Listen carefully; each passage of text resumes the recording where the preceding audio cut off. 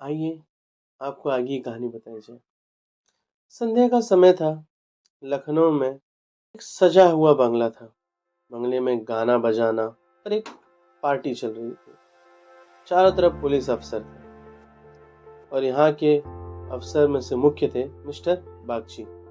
Mister Bagchi की तरक्की हो चुकी थी, उनको सिफारिश मिली थी और उन्हें उसी केस में सिफारिश मिली थी जिसके अंदर आत्मानंद था। बेचारा मासूम इन पुलिस वालों के हत्थे चढ़ गया था। वहाँ सभी अफसर जमा थे और उत्सव मनाया जा रहा था। उन्हें मुफ्त के गाने बजाने वाले और बाजार से कम दामों पे मिठाइयाँ भी मिल जाती थी। जो बाजार में लोगों के लिए 10 रुपया तो इनके लिए 1 रुपया ही भाव पड़ता था। अफसर जो ठहरे, धीरे धीरे इनकी पार्टी समाप्त होने लगी और एक एक करके सब लोग वहां से जाने लगे। तभी वहां पर मजूरन का वेश धारण किए एक बुढ़िया बैठी हुई थी। मेहमान चले गए, महफिल उड़ गई, दावत का सामान समेट दिया गया, चारों तरफ सन्नाटा छा गया, लेकिन माधवी अभी तक वहीं बैठी थी। सहस मिस्टर बागची ने पूछा, बुढ़ी तू यहाँ क्यों बैठी है? तुझे कुछ खाने को मिल गया? माधवी, हाँ हुजूर, मिल गया। बागची ने कहा, तो जाती क्यों नहीं?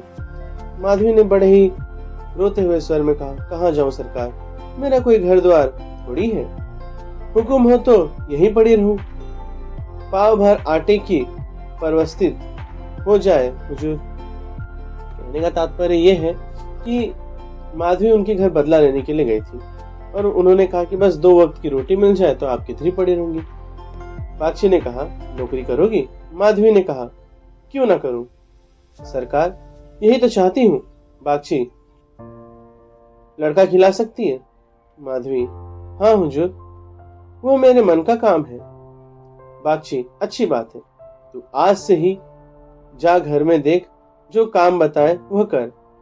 मिस्टर बागची यहाँ पे एक छोटा सा बालक था, तो बागची ने उनकी ही देखभाल करने के लिए माधवी को सौंप दिया। 1 महीना गुजर गया। माधवी इतना तन मन से काम करती कि सारा घर खुश था। बहू जी का मिजाज बहुत ही चिड़चिड़ा था। वो दिन भर खाट पर पड़ी रहती और बातों बातों पर नौकरों पर चिल्लाती, लेकिन माधवी उनकी घुड़कियां को भी सहज सह लेती। अब तक मुश्किलों से कोई दाई 1 सप्ताह नहीं ठहर पाई थी। माधवी का कलेजा ही है कि जली कटी सुनकर भी मुख पर मेल नहीं आने देती। सही बात है, इतना सुनाया जाता उस बेचारी को काम के लिए, लेकिन वो कुछ नहीं बोलती। मिस्टर बागची के कई लड़के हो चुके थे, पर यह सबसे छोटा बच्चा रहा था। बच्चा पैदा तो इष्ट पुष्ट होता, किंतु जन्म लेते ही एक न एक रोग लग जाते और कोई 2-4 महीने कोई साल भर में ही चल देता था। माँ बाप दोनों इसी शिशु पर प्राण देते थे। उसे जरा जुकाम भी हो जाता तो दोनों विकल हो जाते। स्त्री पुरुष दोनों शिक्षित थे, पर बच्चे की रक्षा के लिए टोना टोटका दुआ बीज जंतर मंतर एक से बढ़कर एक सारे टोटके अपना लेते और उन्हें कभी इनकार भी नहीं किया।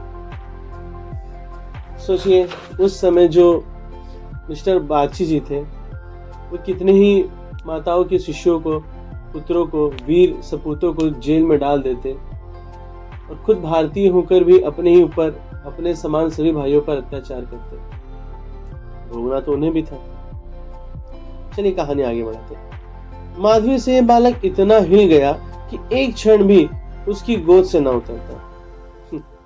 बागची जी का जो एकमात्र बचा हुआ बच्चा था, वो माधवी से बहुत ज्यादा अटैच हो चुका था। वहीं कहीं एक क्षण के लिए चली जाती तो रो रो कर दुनिया सिर पर उठा लेता।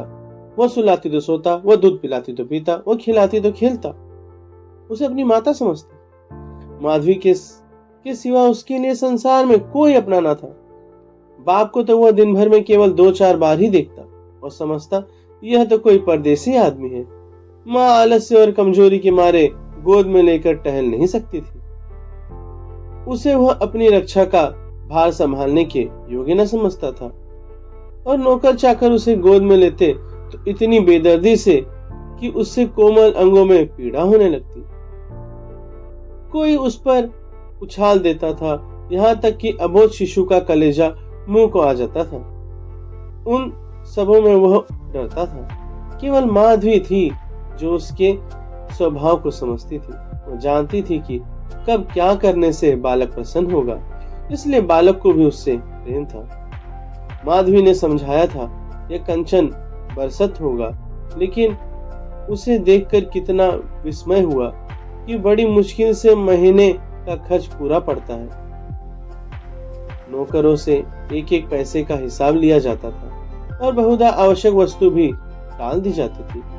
एक दिन माधवी ने कहा, बच्चे के लिए तेज गाड़ी क्यों नहीं मंगवाते?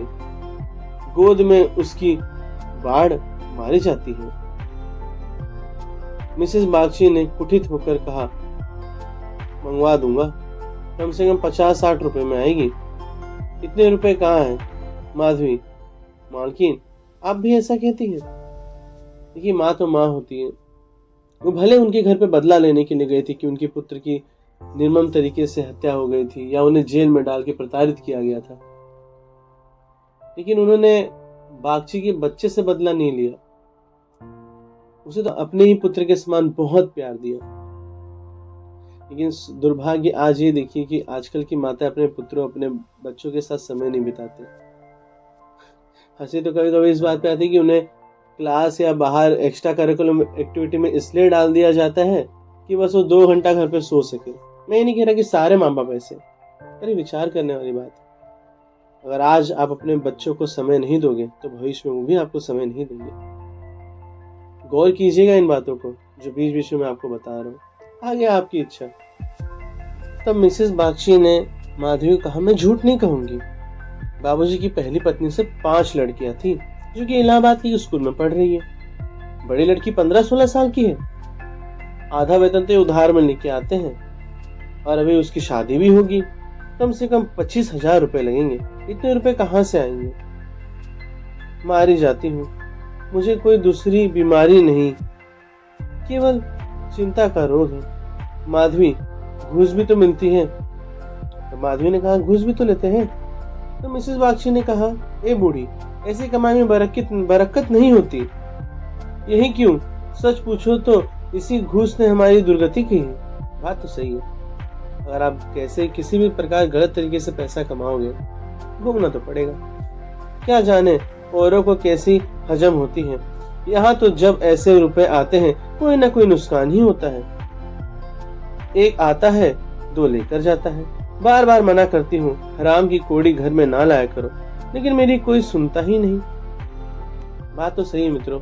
हमें लगता है कि देखो वो 2 नंबर का काम कर रहा है, पैसा कमा रहा है, बहुत खुश है, लेकिन वास्तविकता तो उसकी वही जानता है। क्या दूर के ढोल बड़े सुहाने, जब पास जाओगे तो कान बजने लगेंगे। हम सबको ये लगता है, अरे देखो वो कितना गलत काम कर रहा है, आज कितना खुश है, कितना पैसा ये है वो है, लेकिन वास्तव में वो कैसे हंसता होगा, झूठी हंसी सबके सामने, और वास्तव में वो क्या होगा वो वही जानता है। तो आप कोई गलत राह मत चुनिएगा। चलिए आगे देखते हैं। बात यह थी कि माधवी को बालक से स्नेह होता था। उसके अमंगल की कल्पना नहीं कर पाती थी।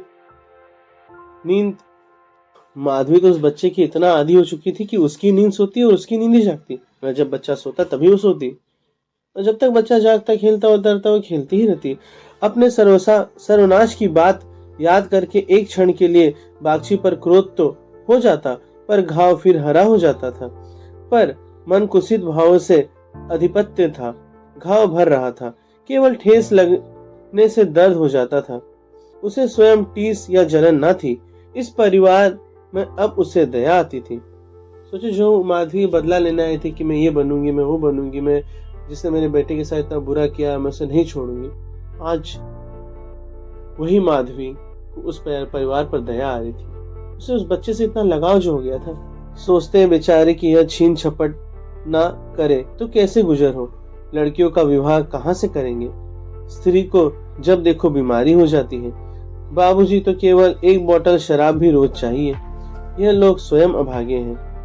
तो माधवी जी उनके घर का वर्णन कर रही कि उनकी पहली बीवी के जो बच्चे थे, लड़कियां थी, उनकी शादी करनी है, और उनकी जो दूसरी पत्नी है मिसेस बागची, वो बीमार रहती है। तो फिर हमारे पुलिस इंस्पेक्टर सुपरिटेंडेंट साहब बागची जी को 1 बोतल दारू भी रात को रोज चाहिए होती है, और 5-5 कवारी कन्याओं की कितना टेंशन है।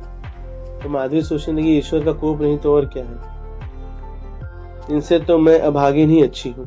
तब माधवी ने कहा कि इनसे तो मैं अभागन ही अच्छी हूँ।